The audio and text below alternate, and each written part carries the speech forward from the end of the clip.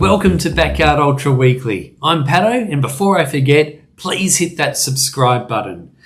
So this week I caught up with a runner who ran 25 yards at his first Backyard Ultra back in May.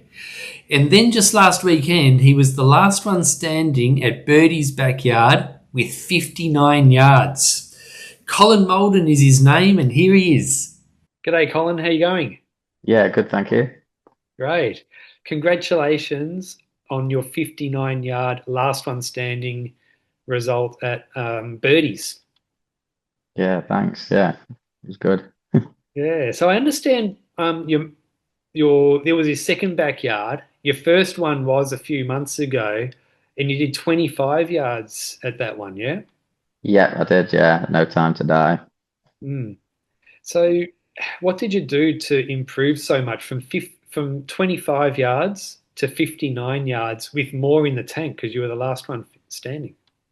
I took the night shifts off before, so I actually slept the week leading up to it, which definitely made a difference. And I had a crew, yeah, just a crew around me that it's so much better just being able to sit in the chair and everything handed to you as opposed to having to get your own tailwind ready and own food. It's just yeah, that made a massive difference.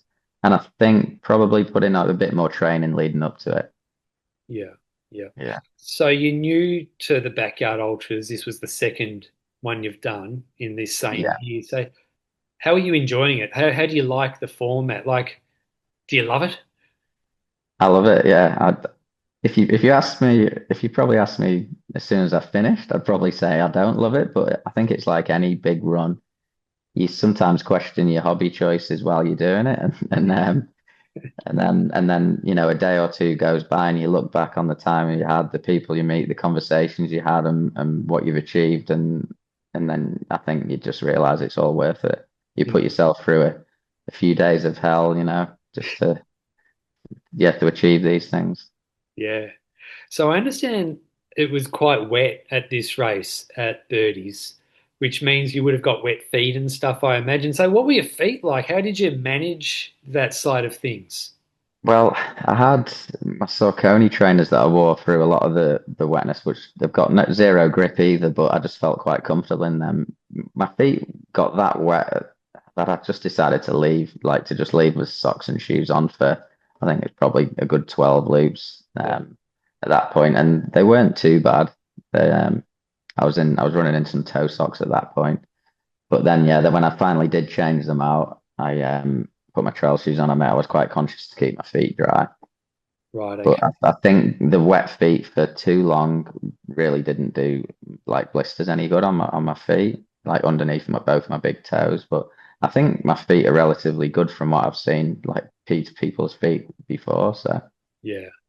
So yeah. would you say that waiting 12 hours was the right move, or if you were to do it again, would have you changed your socks, shoes and socks a bit Um, earlier?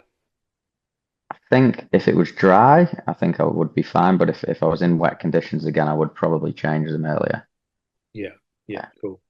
So people can probably hear your UK accent. So some people might be wondering, is this guy going to represent Australia or is he going to represent the UK at Sat Champ? So where do you stand on that front? But if I ever got there, then it would be Australia. But my family will kill me for saying that. And I'm glad you said England because most people say Irish a lot of the time. Oh, really? Yeah, yeah. Mm. And where in the UK are you from? A place called Southport, which is sort of not too far from Liverpool and Manchester. Yeah, So okay. northern England. Yeah.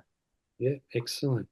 Well, congratulations on such a, it was an epic performance. Like you came, like no one had, I mean, no one had really heard of you on the backyard ultra scene, and you came from nowhere to blow everyone's minds, and it's pretty inspirational as well. Like improving so much. Like I would love to do what you did. Oh, thank you. Yeah, no, it was awesome. I had Yeah, such a good weekend. Yeah, they do such a good job Ultra Series, and yeah, it was brilliant. yeah, excellent. Well, it sounds like you're loving the backyards now, so I'm looking forward to seeing what you do next. All right, cool.